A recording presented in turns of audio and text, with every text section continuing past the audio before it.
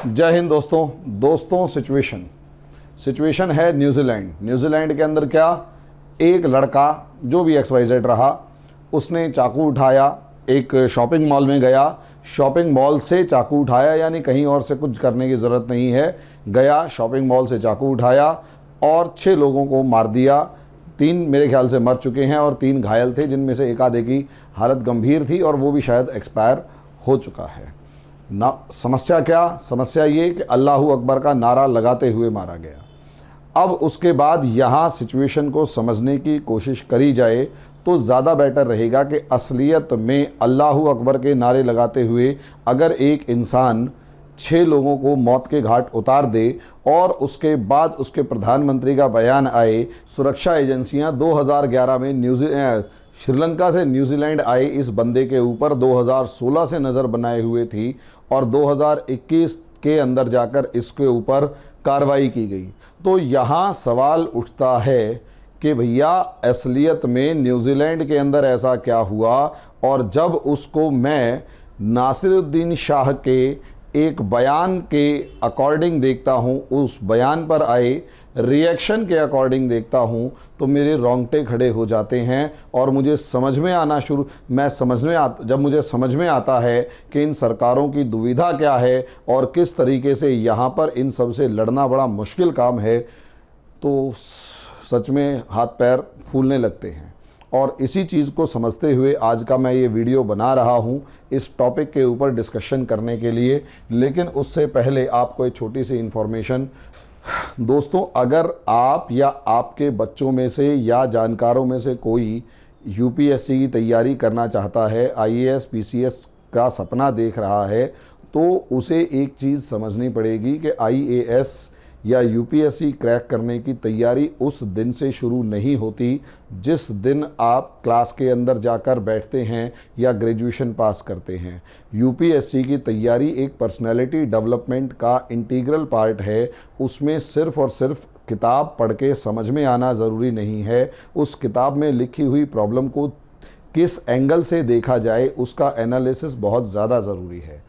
अब जब एनालिसिस की बात आती है तो यहाँ आपके लिए वही सेक्शन इम्पॉर्टेंट है और उसी के ऊपर मैं डिस्कशन करने जाता हूँ और इसीलिए करता हूँ या किया जाता है और इसीलिए आपके लिए एक इंटीग्रेटेड बैच स्टार्ट किया है कि अगर आप या आपके बच्चे या कोई भी UPSC की तैयारी करना चाहते हैं, IAS PCS क्रैक करना चाहते हैं, तो 9, 10th, 11th, 12th में अगर हैं या इवन ग्रेजुएशन कर रहे हैं, पोस्ट ग्रेजुएशन कर रहे हैं, तो हमारा UPSC इंटीग्रेटेड प्रोग्राम स्टार्ट किया है। इसमें आपको कुछ नहीं करना, स्कूल की स्टडीज़ के को बिना डिस्टर्ब किए हुए हमारे पास ऑनलाइन क्लास सिर्फ 1 घंटे की आपको अटेंड करवानी है। इसमें हम कोई एक्स्ट्रा ऑर्डिनरी चीज़ें नहीं पढ़ाएंगे, सिर्फ और सिर्फ NCERT जो बच्चे के स्कूल में आनी है या वही जो आपका स्टेट बोर्ड के टॉपिक्स हैं उन्हीं को पढ़ाया जाएगा। कोई एक्स्ट्रा ऑर्डिनरी चीज़ आपको नहीं पढ़ाएंगे। और दूसरी चीज़ दोस्तों यहाँ इंपॉर्टेंट क्या है, इसकी फ़ीस। हम कोई आपसे शाहरुख खान, सलमान खान या किसी बड़े सेलिब्रिटी की एडवर्टीज़मेंट का फ़ायदा आपसे नहीं ले रहे हैं। हम केवल और केवल अपने दम पर ये कह रहे हैं कि हम पढ़ाएंगे और इसीलिए हमने उनका खर्चा भी आपसे नहीं लेना जो उनको फ़ीस करोड़ों रुपए में देनी है। हम केवल 500 रुपये महीना के ऊपर आपको पढ़ाना शुरू कर रहे हैं ताकि हर बच्चा पढ़े, हर बच्चा जो ये सपना देख रहा है वो उसको उस सपने को पूरा करने की तरफ आगे बढ़े। तो दोस्तों जल्दी से जल्दी हमारे इस कोर्स के अंदर कनेक्ट कीजिए, क्योंकि ऑनलाइन है और आप रिकॉर्डेड लेक्चर्स भी देख सकते हैं, उसमें भी कोई समस्या वाली बात नहीं है। और इसके साथ दूसरी इन्फॉर्मेशन दोस्तों ये कि अगर आप IAS PCS की तैयारी शुरू कर चुके हैं और NCERT का आपका बेस स्ट्रॉन्ग हो चुका है, तो आप हमारे M लक्ष्मीकांत बुक के इस लेक्चर को अटेंड कर सकते हैं, इस बैच को अटेंड कर सकते हैं, जिसमें हमारी जो फ़ीस है वो 500 रुपीज़ पर मंथ ही रखी है ताकि हर बच्चा इस बैच को ज्वाइन करके अपनी तैयारी शुरू कर सके। अब आ जाते हैं न्यूजीलैंड के ऊपर अटैक की। तो दोस्तों असलियत में यहाँ समझिए,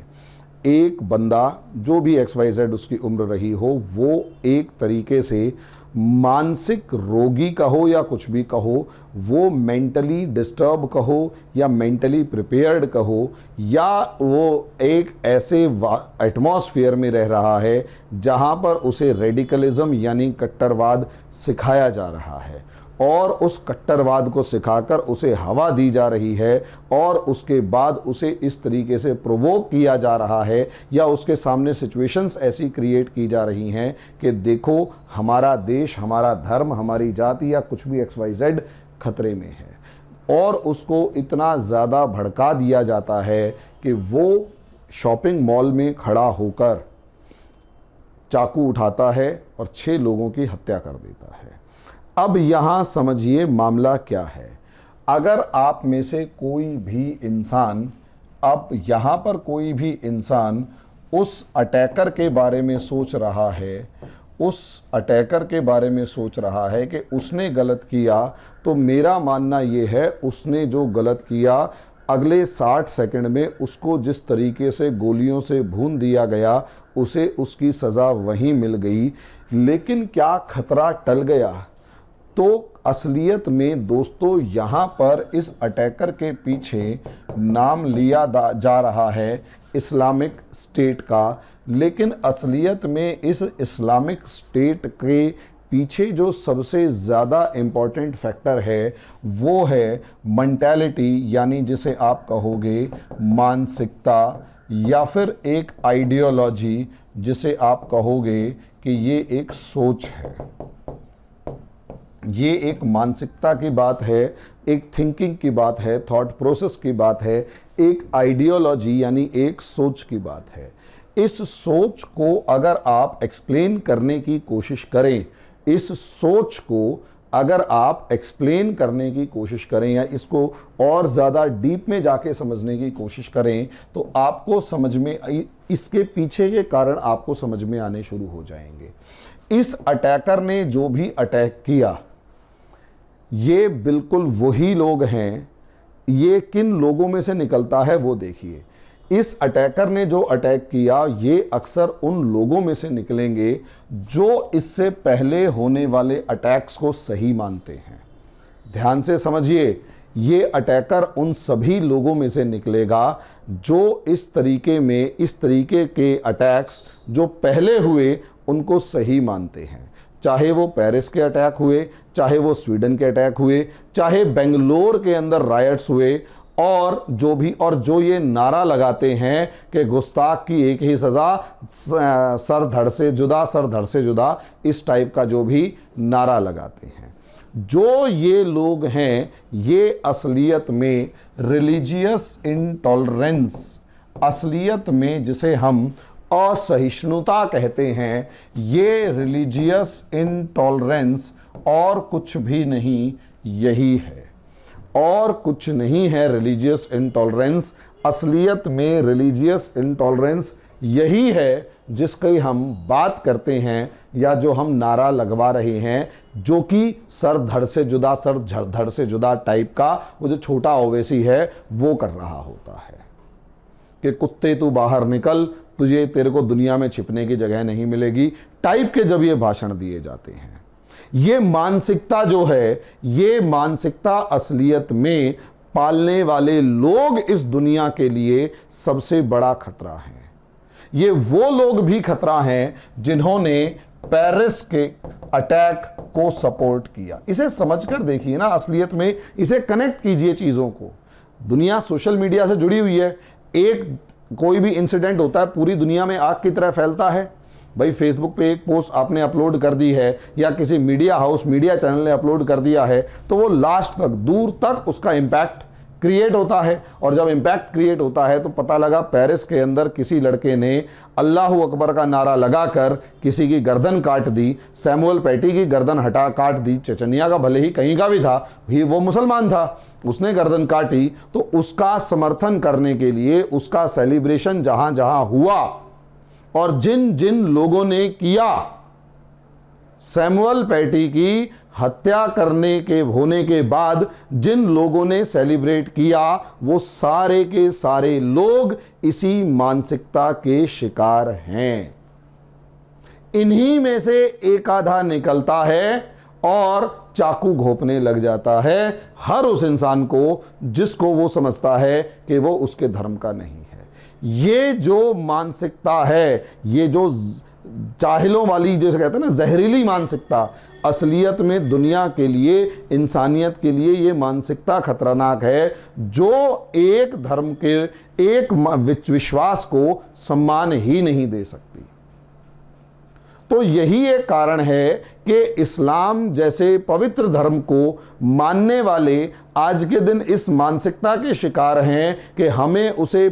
शुद्ध रूप में इस्तेमाल करना है, शुद्ध रूप में मानना है। इसी शुद्ध रूप में मानने के चक्कर में जहां पर ये माइनॉरिटी के अंदर हैं, वहां ये इस तरीके के लोन वुल्फ अटैक करते हैं मेजॉरिटी पे,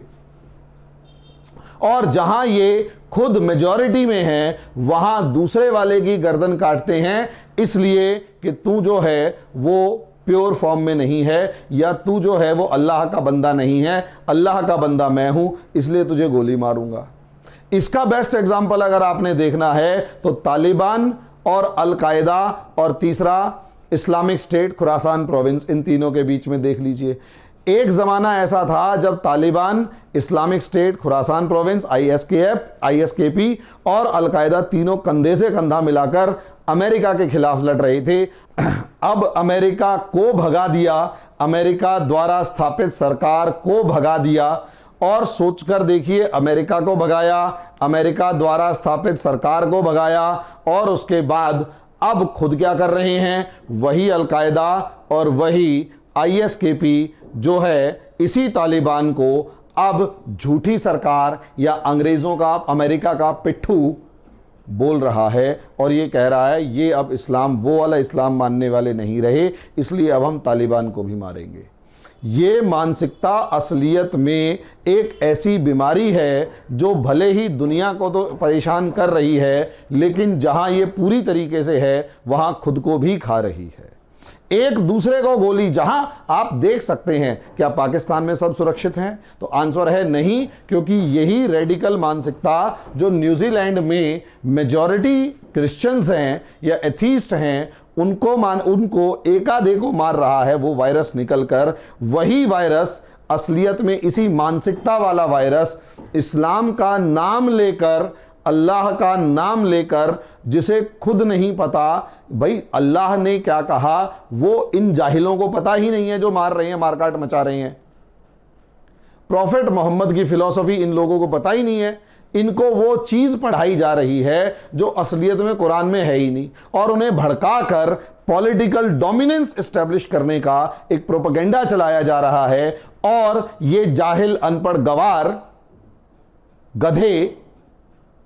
चाकू उठा के मारना शुरू कर देते हैं, और ये हर जगह है। इसका एक एग्जाम्पल अभी आप 2 दिन पहले नासिरुद्दीन शाह का एक स्टेटमेंट आया। नासिरुद्दीन शाह जो 71 साल के एक बुजुर्ग हैं, जिन्होंने पूरी जिंदगी एक बहुत अच्छा नाम कमाया, सब चीज़ें, उन्होंने तालिबान की विजय के बाद सेलिब्रेट करने वाले लोगों को एक मैसेज जारी किया, और उन्होंने 2-3 चीज़ें कही। पहली चीज कही कि वो सारे जाहिल अनपढ़ गवार, इसी तरीके की स्टेटमेंट है कि वो सारे गलत हैं जिन्होंने तालिबान की विजय को सेलिब्रेट किया। उन्होंने ये भी कहा कि आपको चूज करना पड़ेगा कि आपको कौन सा इस्लाम मानना है, या तो मॉडर्न थॉट वाला या बारबेरियन एज वाला बर्बरता युक्त इस्लाम को मानना है, या आगे आधुनिक और प्रोग्रेसिव, मॉडर्न और प्रोग्रेसिव इस्लाम को मानना है। तीसरी बात जो इन्होंने बहुत अच्छे तरीके से कही वो ये कि हिंदुस्तानी इस्लाम को मानना है। मज़े की बात ये, हिंदुस्तान के अंदर ही इनको अपोज करने वाली एक फौज एकदम से उठ खड़ी हुई, और ये उनको ट्विटर के ऊपर या जो भी सोशल मीडिया है उस पर ट्रोल करना शुरू कर दिया, और उस पर ट्रोल करने के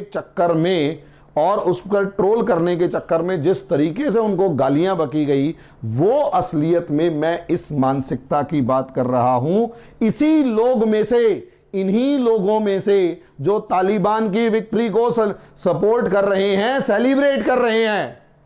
इन्हीं लोगों में से, इन्हीं नेताओं के चमचे वो जो बर्क है वो शफीकुर रहमान बर्क और मौलाना रोमानी समथिंग,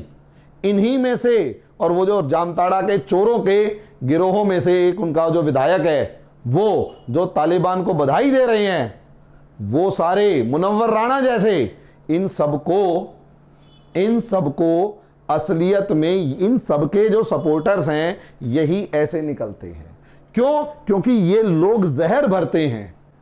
उनको ऐसा फील करवाते हैं कि you are not safe and whatever is taking in this world is against the belief of Islam, is against Islam, therefore kill them, don't argue them, don't let them speak, उन्हें बोलने मत दो, उनसे बात मत करो, just kill them. इसका मतलब क्या? तुम्हें भी मार देंगे। तो ये तो इस मानसिकता का है।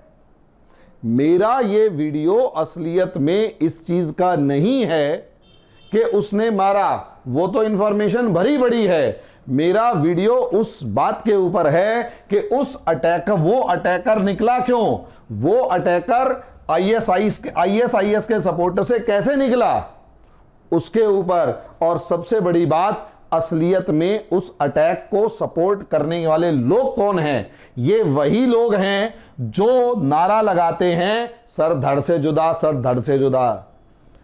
जो नारा लगाते हैं कि भैया ये जो काफिर है ये वाजिबुल कत्ल है, जो नारा लगाते हैं कि जरा सी बात के ऊपर तूफान मचाएंगे और अगर मेजॉरिटी मार दे तो विक्टिम कार्ड खेलेंगे। अब प्रॉब्लम समझिए क्या है। प्रॉब्लम यहां पर यह आती है कि अगर, अब सोचिए यहां न्यूजीलैंड की सरकार की समस्या क्या थी। न्यूजीलैंड की प्रधानमंत्री कहती है कि 2016 से हमारी सिक्योरिटी एजेंसीज इसके पीछे पड़ी हुई थी, इसके ऊपर नजर रख रही थी कि ये ऐसा कुछ करेगा, क्योंकि हमारी सोसाइटी लिबरल है, प्रोग्रेसिव है, हम कानून के अनुसार चलते हैं और कानून हर इंसान के हाथ बांध कर रखता है। अब यहां उन्होंने 6 साल इंतजार किया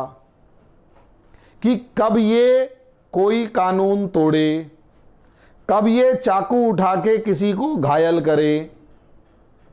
जब ये चाकू उठा के किसी को घायल करेगा तभी हम इसे पकड़ सकते हैं। इसको दूसरी फॉर्म में देखिए, यहां आ जाती है इंडियन सिक्योरिटी एजेंसीज। बड़ी सिंपैथी क्रिएट की जाती है उन लड़कों के लिए कि 22 साल ये लोग, 22 साल इसने कोर्ट में बिता दिए, अदालत में बिता दिए, जेल में बिता दिए, अब जाके बाइज्जत बरी हो गया, अब इसकी जिंदगी का क्या। लेकिन इसके दूसरे फॉर्मेट को अगर आप देखें तो सिक्योरिटी एजेंसी की, यहां मैं इंडिया की बात नहीं कर रहा, न्यूजीलैंड की सिक्योरिटी एजेंसी उसे पिछले 5 साल से इसलिए गिरफ्तार नहीं कर पा रही थी क्योंकि उनके पास उस व्यक्ति विशेष के खिलाफ सबूत नहीं था, क्योंकि उनके पास उस इंसान के खिलाफ सबूत नहीं था, इसलिए उसे गिरफ्तार कर भी लेते, जेल में डाल भी देते तो तुम्हारे दिमाग में क्या पक रहा है, कौन सी बदबू मार रही है, उसे सूंघ कर पहचाना नहीं जा सकता, बेशक आप कुछ भी कर लें। इसलिए कोर्ट में बाइज्जत बरी हो जाएंगे। इसे जब आप इंडियन सिक्योरिटी एजेंसीज से जोड़ते हैं तो इंडियन सिक्योरिटी एजेंसीज जब किसी लड़के को उठा लेती है शक के आधार पर, तो सबसे पहले इंडियन सिक्योरिटी एजेंसी के ऊपर यह आरोप लगता है कि तुम एक धर्म विशेष के लोगों के साथ अत्याचार कर रहे हो, उन्हें उठा रहे हो। जबकि इंडियन सिक्योरिटी एजेंसी जो है वो ये ध्यान रख रही होती है कि ये लड़का किस किस से मिल रहा है, कब कब मिल रहा है, कहां कहां कैसी बातें कर रहा है, कहां फेसबुक पे पोस्ट शेयर कर रहा है, कौन सी पोस्ट, कैसी पोस्ट, कैसा रिप्लाई दे रहा है, किन लोगों की वेबसाइट्स, कैसी वेबसाइट्स को फॉलो कर रहा है। इस तरीके से इंडियन सिक्योरिटी एजेंसीज चेक कर रही होती हैं। ऐसे में इन चीजों को कोर्ट सबूत मानती है या नहीं मानती, ये एक अलग बात है, और मैक्सिमम केसेस में कोर्ट इन चीजों को सबूत नहीं मानती कि आप अगर एक बॉम्ब बनाने वाली वेबसाइट के ऊपर जा रहे हो तो आप कुछ गलत कर रहे हो। लेकिन उसने किस किस से बात करी या उसके दोस्त कौन कौन थे ये तो आपको नहीं पता। और सिक्योरिटी एजेंसीज कौन सी भगवान है। यहां पर सिक्योरिटी एजेंसीज के ऊपर लिबरल होने के चक्कर में, कॉन्स्टिट्यूशन के चक्कर में दबाव रहता है, और यही रीजन है कि बहुत सारे केसेस में अगर लड़का पकड़ा जाता है और उसके पास सबूत नहीं होता या उसके खिलाफ प्रॉपर सबूत नहीं होते तो वो कहीं ना कहीं छूट जाता है और फिर विक्टिम कार्ड खेलता है। और दूसरा, और सिक्योरिटी एजेंसीज जो है वो कल्प्रेट यानी गुनहगार बन जाती हैं। मैं ऐसा नहीं कह रहा कि सिक्योरिटी एजेंसी कभी कोई गलत काम नहीं करती, लेकिन मुझे एक चीज बताइएगा जरा कि क्या सिक्योरिटी एजेंसी के अंदर जो बंदे बैठे हुए हैं, क्या उनको पूरे मोहल्ले में, पूरे एरिया में, सब में केवल और केवल आप ही से कोई पर्सनल दुश्मनी थी जो आपको फंसा दिया गया? वास्तव में जाने अनजाने हम दुनिया में बहुत सारे लोगों से जब बात कर रहे होते हैं, जब हम जाने अनजाने बहुत सारे लोगों से बात कर रहे होते हैं, तो उन सभी लोगों से बात करने के चक्कर में हम अनजाने ही उन लोगों के संपर्क में भी आ जाते हैं जो रेडिकल मानसिकता रखते हैं। और ऐसे में अगर वो किसी टेररिस्ट ऑर्गेनाइजेशन या किसी भी दूसरी XYZ ऑर्गेनाइजेशन से जुड़ा हुआ होता है तो हमारे लिए और ज़्यादा, सिक्योरिटी एजेंसी के लिए सरदर्द हो जाता है। और फिर सिक्योरिटी एजेंसी थोड़ा सा गलत कदम उठा दे या थोड़ा सा स्ट्रॉन्ग स्टेप ले ले तो और खतरनाक। इससे ज़्यादा बेशर्मी और क्या होगी। बाटला हाउस केस के अंदर हमारी सिक्योरिटी एजेंसी का एक सब इंस्पेक्टर या इंस्पेक्टर रैंक का ऑफिसर, शायद मोहन शर्मा नाम था उनका, वो शहीद हो जाते हैं। और उस बाटला हाउस केस के ऊपर भी ये लोग रो रहे होते हैं। और सोनिया गांधी जैसी को तो आंसू आ गए थे, रोई थी बैठकर, दुख हुआ था कि इनके साथ गलत किया। तो शॉर्ट में समझिए असलियत में कि मानसिकता मायने रखती है और सरकारों के सामने मजबूरी है 5 साल तक एक लड़के के पीछे घूमना, क्योंकि वो एक कैपेबल कंट्री है, भले ही छोटा है लेकिन कैपेबल है। वो 5 साल तक एक लड़के के पीछे 4 पुलिस वालों को लगा सकते हैं केवल सबूत लेने के लिए और उसके बाद 6 लोगों की आहुति देने के लिए। भारत के अंदर एक एक लड़के के पीछे 6 सिक्योरिटी पर्सनल्स को लगाना पॉसिबल नहीं है, क्योंकि हमारे देश के अंदर शायद न्यूजीलैंड की पॉपुलेशन 1 या 2 करोड़ के आसपास होगी, या शायद वो भी नहीं है, ठीक है। और यहां 140 करोड़ है, यहां बड़े कितने हैं उससे ये देख लीजिए। यहां समझना है कि मानसिकता क्या है। यह मानसिकता किसी को नहीं बख्शती, चाहे वो न्यूजीलैंड के अंदर खाता कमाता एक लड़का हो, चाहे वो नासिरुद्दीन शाह का स्टेटमेंट हो जिसके विरोध में पूरे के पूरे एक जमात खड़ी हो जाती है, या फिर वो अपने ही कोई लोग क्यों ना हुए, या फिर वो फ्रांस का राष्ट्रपति क्यों ना हुआ। तो सवाल यह, इसे काउंटर कैसे किया जाए। इसे दुनिया की कोई शक्ति काउंटर नहीं कर सकती जब तक कि कोई कैपेबल मुसलमान खड़ा हो और सामने आके बोले कि ये गलत है तो गलत है। मजबूरी ये है कि नासिरुद्दीन शाह कई दिनों बाद स्टेटमेंट देने आए और वो बड़ा अच्छा लगा, लेकिन हमारे जो सेलिब्रिटीज़ हैं वो जब बयान दे रहे होते हैं तो वो भी धर्म विशेष को ध्यान से देखकर सोच समझकर देते हैं। यहाँ आमिर खान को अगर आप देखें तो आमिर खान ने बहुत अच्छी अच्छी मूवीज़ बनाई, पीके मूवी बनाई, यकीन मानिए हिंदू देवी देवताओं के ऊपर जो कटाक्ष किया मैं उसे समझता हूं, मैंने उसका सम्मान किया।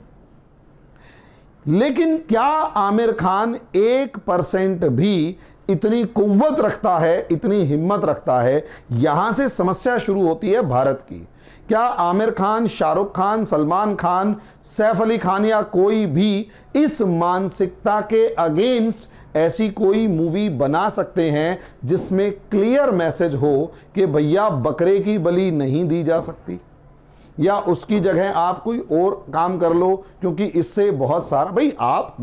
यहां से प्रॉब्लम शुरू होती है और यहां से फिर हिंदू रेडिकलिज्म उभर के आता है कि यहां जो सोसाइटी, जो समाज आपको देख रहा है, आपको आइडियल मान रहा है, आप उसको क्या मैसेज दे रहे हो? आप दूसरी सोसाइटी को मैसेज दे रहे हो, दूसरी सोसाइटी इंप्रूव कर रही है, सम्मान करने योग्य है, बहुत अच्छा है। लेकिन जब आपका नंबर आता है आप ही की सोसाइटी को किसी तरीके का कोई मैसेज देने का, तो आप रईस जैसी फिल्में बनाकर उन्हें हीरो तो बना देते हैं,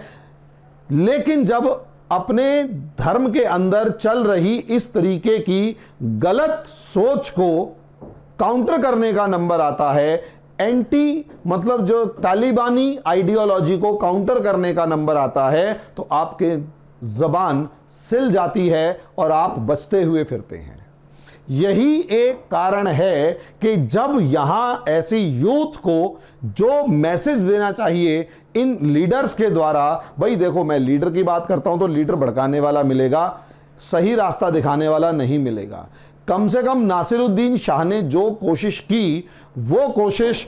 कहीं ना कहीं ये 4-5 यूथ आइकॉन हैं, मुस्लिम यूथ आइकॉन्स हैं, ये अगर कर लें तो कहीं ना कहीं देश को खासकर इन समस्याओं से निकलने में बहुत मदद मिलेगी। लेकिन जब ये होंठ सिल के बैठ जाते हैं तो जो मस्जिद में बैठा हुआ कट्टरवादी सोच रखने वाला और पाकिस्तान से और सऊदी अरेबिया से या बाहर के मुल्कों से पैसे खाने वाला मौलाना मुफ्ती काजी अगर खुलकर किसी लड़के के कान में जहर भर रहा है तो उसके उस जहर का एंटीडोट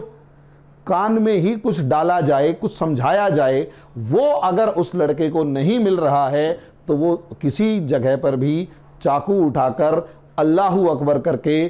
चर्च में जाके किसी के चाकू मारता हुआ नजर आएगा, सड़क के ऊपर सैमुअल पैटी की गर्दन काटता हुआ नजर आएगा, न्यूजीलैंड के ऊपर हमला करता हुआ, न्यूजीलैंड में 6 लोगों की हत्या करता हुआ नजर आएगा, बेंगलोर की सड़कों के ऊपर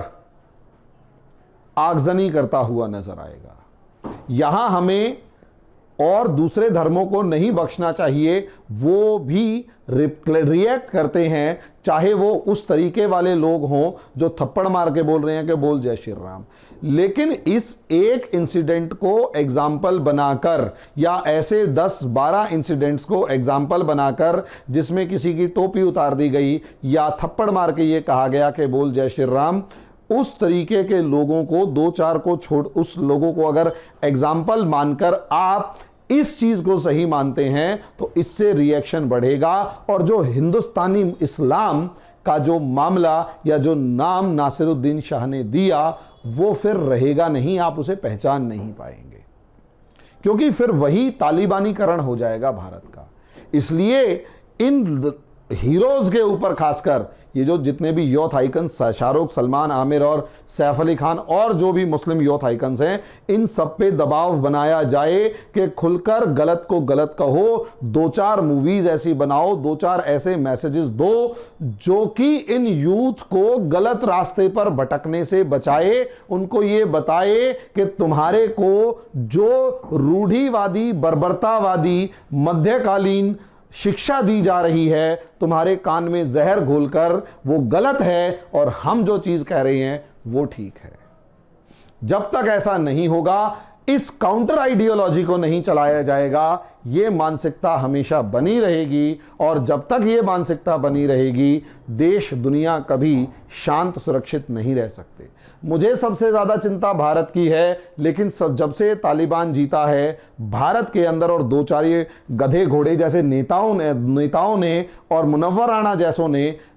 तालिबान की तारीफ करी है, मेरी चिंता बढ़ चुकी है। धन्यवाद है नासिरुद्दीन शाह को और मैं उम्मीद करूंगा ऐसे 2-4 और निकल के आएंगे जो इन लड़कों को काउंटर आर्ग्यूमेंट से समझाएंगे कि मॉडर्न और प्रोग्रेस होना ज़्यादा ज़रूरी है, बार्बरिक रिजीम्स को छोड़ना पड़ेगा वरना बर्बाद हो जाओगे आप भी और ये देश भी, फिर पहचान नहीं पाओगे कि आप रहते कहाँ हैं। धन्यवाद।